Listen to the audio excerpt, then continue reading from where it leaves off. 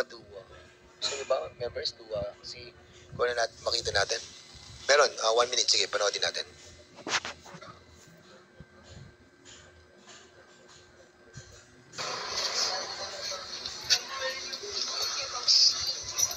Laki nanti ka rin.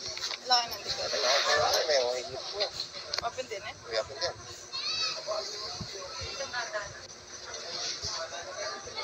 Ay, ito. Yan yung plaka eh.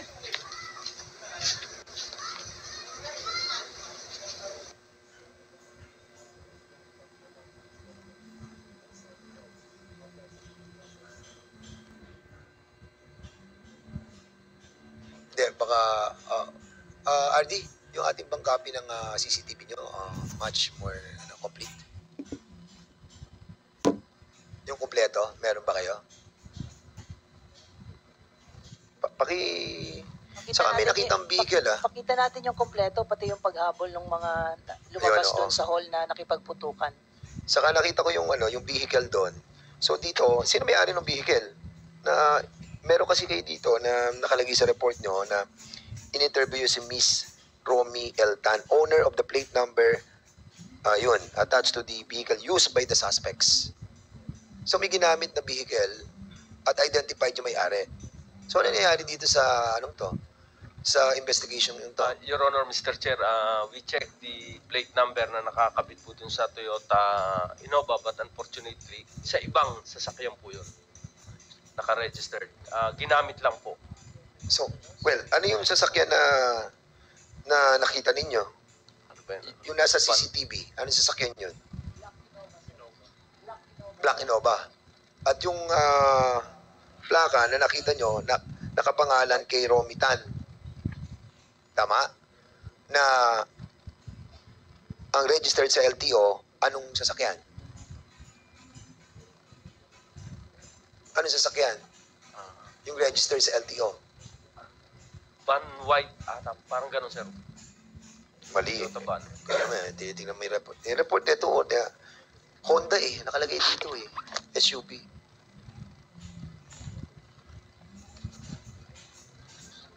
Sir, Honda BRB, sir. Ha? Honda BRB. Ayun, Honda, di ba? Ito, binabasa ko yung report nyo. Alam nyo naman, PD, dapat alam mo to. Anyway, so yung may-ari ng plate number na yon must be also investigated. Dahil bakit nandun yung plaka doon sa Innova? Chairman. Ano nangyari sa investigasyon doon kay Romy Tan? Yes. Mr. Chair, kinuhanan po namin siya ng affidavit niya. During the incident, August 11, nasa may condo po siya that time sa may Pasig City. So, ngayon, anong relasyon itong Romy Tan? Taga saan to? Did you, inimbestigahan nyo ba na mas malalim kung anong relasyon itong taong ito doon sa biktima? Sa victim po, Mr. Chair, wala po siyang not related po sila. Ano? Not related? Yes po. Hindi siya taga roon sa Arayan? Hindi po, Mr. Chair. Never siyang nagpunta sa Arayan? Never po, Mr. Chair. Chairman. Okay, Chairman Paduano. Anyway, nakausap niyo personally yung Rumitan. Yes, Mr. Chair. Okay. So tinanong niyo yung relasyon, pero paano niyo, hindi niyo tinanong kung ba't nagamit yung plaka niya? Ano daw sagot niya doon kung tinanong niyo? Kasi ang interest natin dyan, to implicate Rumitan is not his personal relationship with the barangay captain, but through the plate. Ano bang plaka? Original pa ba? Original plate Oh, po. now, question. Anong sagot niya? Ba't ang plaka niya nandun sa ginamit sa krimen? Innova. Hindi po niya masagot, Mr. Chair, kasi baka po yung mga gunman or yung mga suspects, ginawa lang po yung plaka, inimbento lang po. Sandali. Yun ang check ko sa iyo Sabi mo original. Tapos ngayon, sinasabi mo na, baka inimbento lang. Ano bang totoo? Inimbento ba? Established ba inimbento lang? O ginamit lang? O ginawa lang? O original? Kasi nung tinanong kita kung original, sabi mo, original. Yung pong plaka na naka-attach po sa Honda BRB po niya ni Miss Romy Eltan. LTO plate po, Mr. Chair. Hindi, walang question doon sa naka-attach sa kanya, yung ginamit doon sa krimen. Ano yun, original o hindi? Hindi po. Hindi. Hindi po, Mr. Paano mo nalaman na hindi original? Nga, paano mo nalaman, Corporal? Binerify po namin sa LTO. How did you verify with the LTO? Gumawa po ako ng request No, for ang tinatanong ko, how did you verify it with the LTO? At saka paano na-confirm ng LTO na hindi yun original? Kasi kasunod dyan, kung original yun, kaya kailangan siguro patawag din natin ng LTO. Kasi kung original yun, next question, bakit nandun sa krimen? Ginamit ng mga kriminal. Second is, kung sabihin niya na wala, naka-blatter ba yun? Naka-report ba yun o wala? Diba? It's not all about the relationship between that person of interest na may-ari ng plaka tsaka yung kapitan, kundi mismong plaka. Now, tanong, how did LTO during the investigation confirm that indeed fake the plate? Nagpadala po sila sa amin through email ng certification po, which is Certification yung nagpapatunay po doon sa ownership po ng plate number. Then, Hindi nga eh. Hindi ako abogado hindi rin ako investigador o police. Pero alam ko rin mag-imbestiga. Kasi interest dito is that the certificate, supposedly the certificate coming from the LTO that this plate that was used in the crime is fake. Hindi yung certificate na itong plaka na to is, ang ownership nun is si Miss Tan. Di ba, Ardi? Dapat ang certificate is not all about that this plate is being owned by Miss Tan. But the certificate should be this plate that was used during that incident was a fake plate. And walang blatter entry or blatter report o walang report sa LTO na nawala yung plaka niya. Yun dapat ang laman ng certificate. Kasi establish yun na kanya nga ang plaka sa sasakyan niya. But the question is, kung original yun, bakit nandun? Na kung sabihin niya nawala, dapat naka-report yun dapat prior to the incident na nawala. Di ba, Ate? If I may be allowed to answer, Mr. Chair, Your Honor. Sige, go ahead. When we request for verification from the LTO, sir, the details na nakalagay po, sir, doon sa certification is ang ilalagay lang po nila doon, sir, particular na let's say APC 123. Ang ilalagay lang, sir, nila sa certification na ito pong APC 123 ay dapat nakaatas sa isang particular vehicle. So yung bibigay po, sir, nilang certification, sir, is supposedly itong plate number na nakitang naka-attach po doon sa Black Innova should be attached to a Honda na BRB. Nung nagpunta po, sir, sila the following day, upon receipt ng verification po sa LTO, ang sabi po, sir, ng owner po nitong Honda BRB, nakita po, sir, nila naka-attach pa rin yung original plate po na supposedly ay dapat naman talagang naka-attach po doon. At when the investigator asked, sir, kung na-report ba nila at any given time kung nawala ba ito or inalis po nila, ang sabi po ng owner ay hindi po, sir, nila inaalis yung plaka po na ito. So there is a presumption, sir, na yung ginamit, sir, na plaka na inilagay, sir, doon sa Innova ay kinambal. Yung sinasabi, sir, natin na kinambal lang, sir. So there is no really the LTO will not be in the position to issue certification certifying na yung plakang inattach doon, sir, sa Innova na ginamit, sir, ay original or even kambal, sir. Pero RD,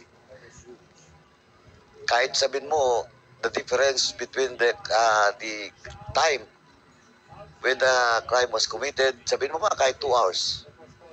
No? 2 hours lang. Pwede rin, di ba, na binalik lang yung plaka? Pwede rin, di ba? It's a possibility, sir. It is a Okay, possibility. now, ang sinasabi ko kasi, that's why siguro, Mr. Chairman, in relation to that, dapat i-check natin si LTO. Kasi, kung ang basis lang no, ang basis lang ng certification is that indeed this plate was still there attached to that vehicle, no, but that was 24 hours after the crime was committed. Walang assurance. Di ba? Tama, RD? Di ba? Kaya ang sinasabi ko, supposedly, the certificate coming from the LTO is a certificate that indeed, that plate being used, kailangan siguro kailangan, mas may ano tayo ng technology da, no? How to, kasi nakunan nga ng plaka kaya nga nasundan di ba? Now, next question is, kung walang capacity ng LTO to confirm if that plate that was used was fake, or better, the investigation should not end there. That certain Miss Tan is not involved in the crime. Tama, RD, di ba? Kasi wala rin Not because the owner or Miss Tan show a proof, dinala yung kotse sa LTO, nandun yung plaka, pwede natin sabihin na hindi fake. O fake, di ba? Tama, RD? I agree, Your Honor, Mr. Chair, sir. So, Mr. Chairman, siguro we'll call the attention of LTO also with regards to that. Kasi hinahanap natin dito na proof is that confirmation coming from the agency which issued that plate na hindi fake o fake ang ginamit. Tama, Ardino. So, Chairman, siguro, you have to take note on that ng LTO dapat. Kasi, ito, isa kang classic case din, di ba? Nakuha ng plaka. O, pero sinabi, no, the following day, sabihin pa, before the 24 hours, nandun pa rin yung plaka. Dinala doon si LTO, ma'am, sir, hindi po. Fake yun siguro kasi nandito yung plaka. But that is not, 100% sure tayo, di ba? So, ganon siguro, Chairman, kailangan ma-check natin yung LTO with regards to it. Kung wala sila, may problema sila dyan, question sa technology to check. Dapat siguro, yan, pagtunan ng pansin yan ng LTO, no? Paano gamitan ng talagang isang teknolohiya na ma-confirm yan na fake ba yun o original. Now, Chairman, ako lang, medyo ano lang ako doon, kasi doon sa CCTV, ako personally, itong CCTV lang na pinakita, not the whole CCTV pa na mahaba, itong pag-exit, nung pagbaba at saka pag-exit, Ardi, medyo malinaw na medyo, kumbaga mayroong contact doon sa loob. Tawagan ng iba doon, parang may last minute chito. And maybe that lady is the one who set up. She was the one who reported the last minute information that the barangay captain is there. Kasi, ako tingnan mo yung pagbaba. Ang bilis lang Bilis lang. Yung operation nila nakuha nila for not less than 1 minute. Kung hindi yun in-splice pinutol-putol. Kasi tingnan pagbaba, makita mo pagbaba. Then, binanatan siguro sa loob. Ay, wala namang putok, hindi marinig. Pero, bumalik agad tumatras Well, pag kung tingnan mo doon, sa paglabas, yung isa nga, nag-guide pa Di ba? So, ang bilis. Na, in such operation, ito si Chairman ako, pala may Chairman ako to, masalam nito In such operation, Chairman, di ba? Hindi mo pwedeng gawin yun kung wala kang tao doon sa loob na magre-report na nandito na. Tapos yung striker, malapit lang. Di ba? Kasi ang bilis Pagbaba, wala kang 1 minute Dagdag natin. Withdraw ka agad. Chairman. So, ang sa akin lang, that lady should be investigated deeply. No? Palaliman natin. Now, yung investigator, saan ba yan? Chairman, isingit ko lang to sa sinasabi mo kasi may binabanggit ka na crucial yung nasa loob na tao di ba? Yung, lalo na yung dalawang babae. Meron kasi kayong sinabit sa aming report ngayon, meron ditong in-interview na mga witnesses, dalawang babae. Sino to? Sila po yan, Mr. O yan, katulad yan, sila to. Ito yung mga witnesses na nando sa loob na sinasabing hindi taga ron. Yes, Mr. Chair. At according kay Konsehala Lumbang, hindi, gusto natin makita yung kasi doon sa kanina presentation, wala yung dalawang babae na lumabas Yung complete CCTV, nasaan? Raw. Yung raw. Kasi 1 minute lang yung raw. O kasi kung ito yung na-interview nyo, at ito yung nasa loob, sige, tingnan natin. With all due respect to... sige, wait. Mamaya ituloy ko lang. Wait. Marami na ako maputo. Tapusin muna natin si Chairman Paduano. Sige, sir. Ito, anyway, sinimulan natin yung sa dalawa pa, akala ko isa lang, isang babae lang, dalawa pala. Yung kausap po ni Barangay Chairman, isa lang po, Mr. Chair. Bakit dalawa sila doon sa pinatawag nyo? Yun po yung kasama nung babae po, sir. Kasama saan doon? Kasama po doon sa lugar, Mr. Chair. Sa lugar ng insidente. Yes, Mr. Chair. But yung kasama po niya is umalis po nung nangyari yung insidente. Yung naiwan po yung babae na nasa loob. So before the incident happened, yung isa umalis. Before o nung nangyari yung insidente, saka rin umalis. Before, Mr. Chair. So hindi pa nagkaputukan, umalis na yung isa. Yes, Mr. Okay, Chair. now question. Sabi mo kanina, ano yung establish yun na hindi taga roon? Taga-ibang barangay po, Mr. Hindi taga roon. Yes, Now, Mr. Chair. paano nyo binitawan na they are not involved? Base po doon sa interview namin po sa kanya, Mr. Chair. Anong tinanong nyo sa interview? Ikaw ba mismo nag-interview? Yes, Mr. Chair. Sige nga, paano mo tinanong? Una po, Mr. Chair, tinanong ko po siya kung bakit siya nandoon sa lugar. Anong sagot niya? Sabi po niya, Mr. Chair, kakamustahin lang daw po niya si victim, si Mr. Lumbang, Mr. Chair. Then, nakita po niya si Mr. Lumbang. Hindi, ang tanong mo dapat. Nung sinabi niya sa iyo na kamustahin niya, next question mo ano? Nung sinabi ko po sa kanya na ano yung mga napag-usapan nyo nung nasa loob. Mali. Mali ka. Dapat ang next question mo, bakit mo siya bisitahin? Kaano-ano mo ba siya? Yung Ganito, Corporal. Establish ba anong relasyon nila ni Kapitan? Na-establish mo ba? base po dun sa naging investigation po namin, sa interview din po namin doon sa babae. Ito pong babae na to, humabol po ng SK chairman, pero natalo doon sa barangay nila. Naging sponsor po niya si victim. Dali. Sabi mo kanina, hindi sa barangay, taga-barangay, tapos tumakbong SK chairman sa barangay. SK chairman po doon sa barangay po nila. Sa kabila. Yes po. Not hindi doon sa Doon Lakyos. sa pinangyarihan. Tinulungan ni Kapitan. Yes po, Mr. Chair. Ako, Kutsiyala, kilala mo ba yung babae? Hindi po, Mr. Chair. Hindi ko po siya kilala. Hindi, may problema tayo dito. Chairman Dan, may problema tayo dito kasi alangan naman na ito, Kutsiyala na. Ang asawa niya, Kapitan. Tapos may tinutulungan sa kabilang barangay. Kahit man lang hindi niya alam. Medyo may problema tayo dito, Mr. Chairman. Oh, Mr. Chair, wala po yun. Mr. Chairman, ako. Hindi. Yes, ma'am. Mr. Chair, ganito po yun. Nung insidente pong yun, hindi ko po siya kilala. Nung pong nalibing na si Mel, bigla pong siguro 2-3 araw, pumunta po sa bahay namin yung babae. Kasama po yung kanyang tatay. Akala ko po, ordinary lang po na pupunta sa bahay, manghihingi ng tulong dahil kasamahan po yung taga-Kamba po na kaibigan po ni Mel. Ngayon, akala ko po ayun, yun nga, humihingi po ng tulong dahil meron daw po siyang papatulong na yung sasakyan daw po niyang motor nasa munisipyo, nasa police station. Ko naman po, akala ko ordinary lang po na ganun lagi na may naghihingi ng tulong. Sabi ko nga po, bakit? Ano ba naging problema? Kinuwento nga po niya na kasama siya dun sa insidente kay Mel.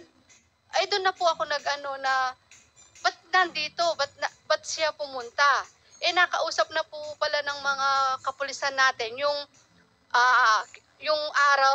araw bago pumunta sa amin. Napuntahan po daw yung police station nung araw, yung pumunta po sa amin Sabado. Friday daw po pumunta sa police station, inimbitahan daw po para makausap siya. Ngayon, hinabilinan daw po na pupunta sa akin para kausapin ako. Ngayon, nakausap ko na po siya, nalaman ko na siya pala yung babae na nasa CCTV.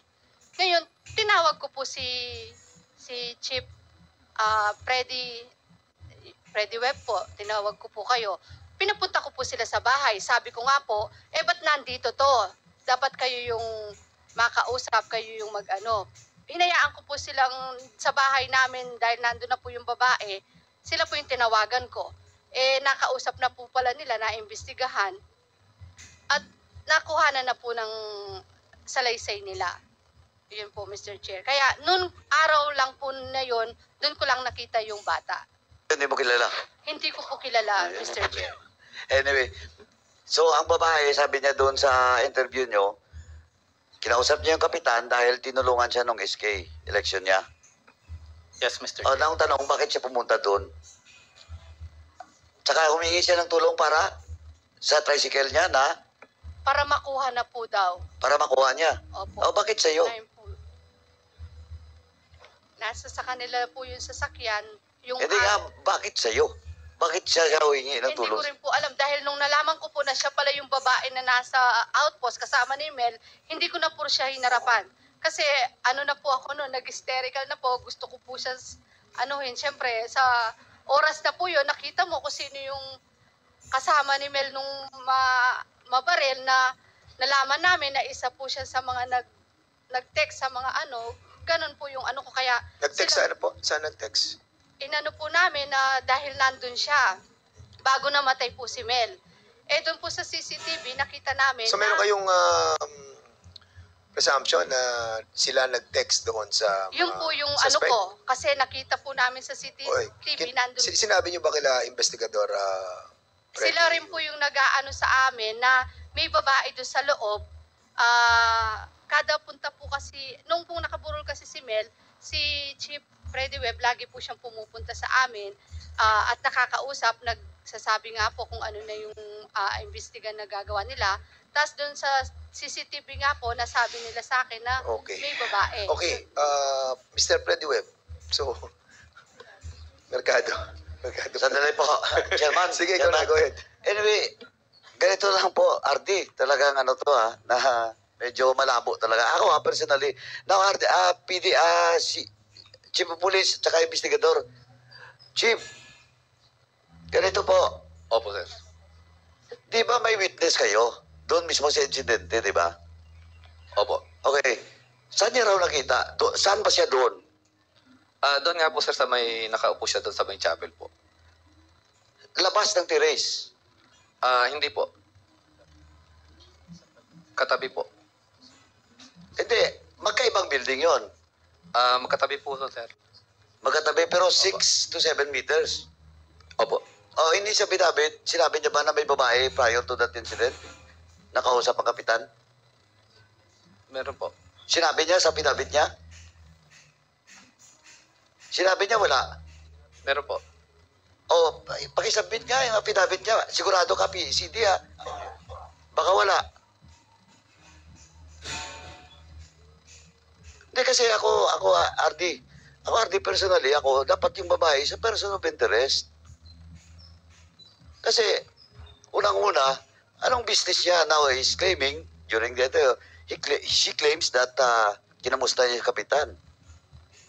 Ganun ka, tapos may nangyari. Tapos he was there, tapos may kasama sa isa. Yung kasama niya isa, naman yung papel ng isang babae na yon. Diba, hindi nga, sabi ko nga, alam to ni Chairman ako, palang din naman pulis to Yun yung last minute dito Ako personally, yan yung nag-report.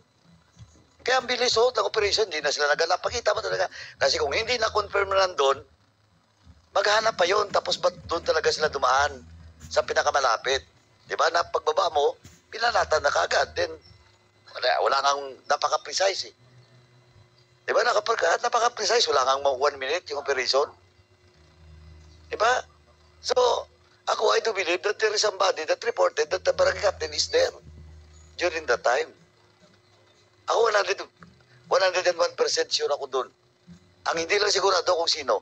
Kasi hindi ka ganun ang operation kung walang eksaktong report last minute. Di ba, RD? Pero hindi lang ako sigurado kung sino nag-report last minute. It might be not the lady. It might be somebody else. But kung akong tatanungin, hindi ko pa nakita yung CCTV, pero kung tatanungin, inamin niya naman na yung babae, kausapin, inamin niya rin na nandun siya, kinumusta rin sa kapitan, eh siya kaagad ang first na, dahil hindi siya taga roon, siya kaagad ang first na in priority sa persons of interest that gives the information that last minute nandun siya kapitan. Chief ha, sabi mo kanina nandun sa affidavit ha. Yung affidavit na sinasabi mo, yung affidavit ng witness, nandun din yan kay ma'am, no? Kay konsihal.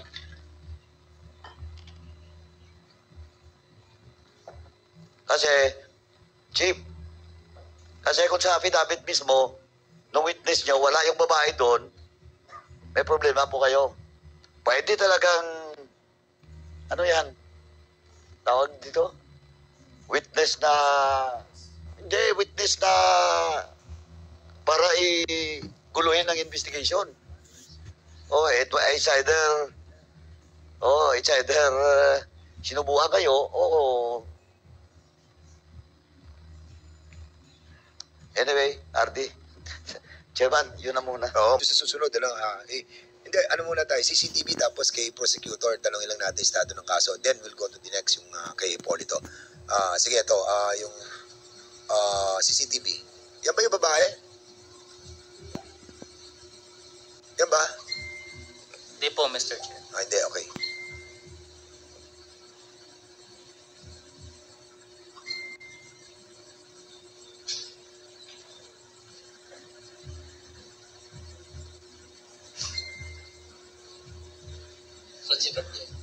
Yung nakakulay puti kanina.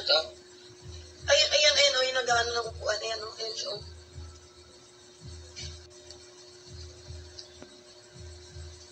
Ay, natamaan na siya. Ayun, yumuko siya.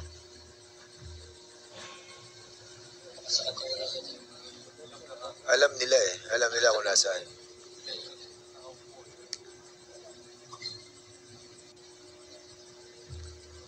So, I'm pretty sure merong ano yan. Ayun, yung mga yan, yung mga pumutok na yan.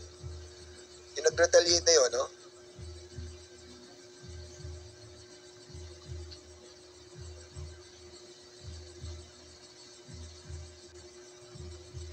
So, hindi nyo ba na-interview yung tatlong yun tungkol doon sa dalawang babae na nandun sa loob? Corporal Mercado. Corporal Ramirez, Mr. Ramirez pala, I'm sorry. Hindi nyo ba na-interview? Na-interview po, Mr. Chair. Ano sinabi nila tungkol doon sa dalawang babae na nandun? Kasi isa, nanggaling sa loob eh. Yung pumutok, yung umabol ng baril. Nakita mo? Naabol niya eh. Pretty sure nakita niya yung dalawang babae doon. Ay, isang babae na nasa loob. Di ba? Regarding po dun sa kasamang pumutok ni Yes, Mr. oo. Lambong. Actually, Mr. Chair, hindi po sila nagsasabi talaga kung ano po yung ano eh. Tikom po talaga yung bibig nila. Nung Mr. tatlo na nandun. Yung isa, nakita ko kasi isa nanggaling sa labas eh. Yung dalawa, nanggaling sa loob eh. Yung isa pong identify, Mr. Chair. Doon sa tatlo. Yes, Mr. Chair. So, hindi siya nagsasalita. Yes, Mr. Chair. So, anong ginawa ninyo? Yun ang nga sinasabi ni Chairman Acop eh. Di ba? Makikita ang galing ng isang investigador kung mapapagsalita niya yung mga witnesses. Mr. Chair, Yes, Chairman Acop. kasi hindi nila may paliwanag bakit nandun yung tatlong yun. At bakit may dalang baril.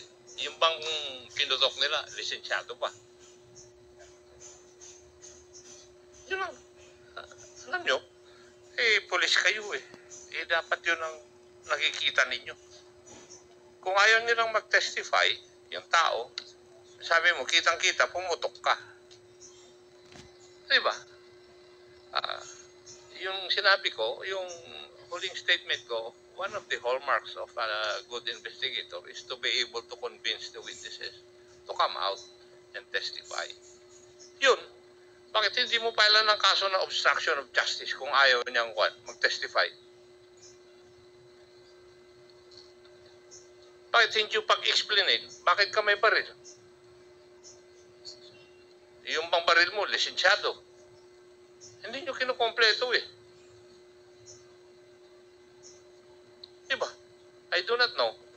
Kaya nasasabi ko, ikulang siguro yung natutunan mo sa criminal investigation course.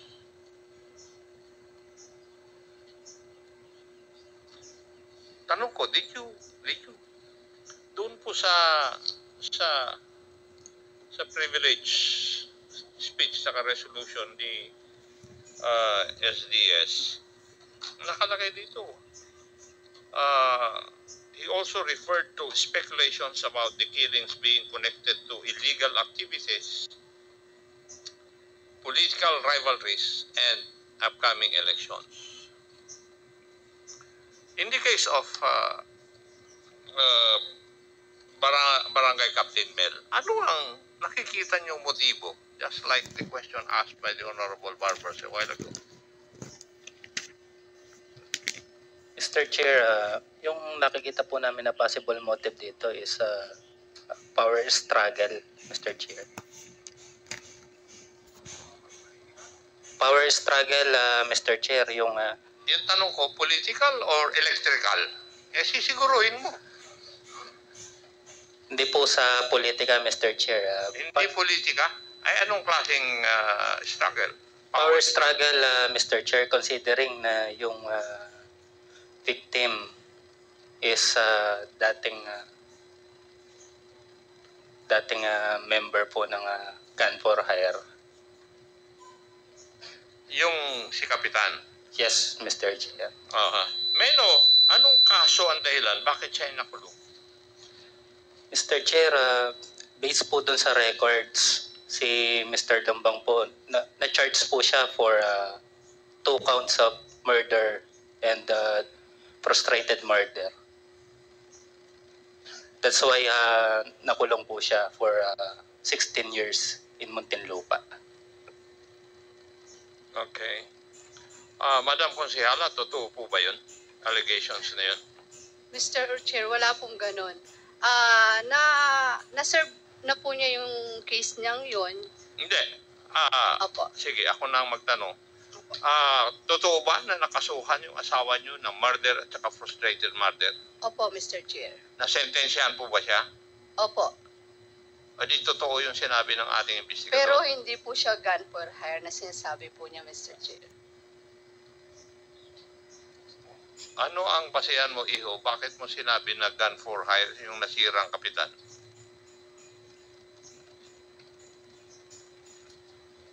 Based po dun sa intel report ng PNP, Mr. Chair. Intel report. Okay. Sige. So, ano po, pwede bang ipaliwanag nyo sa amin? Ano yung sinasabi po nyong power struggle? Sino po ang kalaban ni Kapitan dito sa ano sinasabi nyo ng power struggle?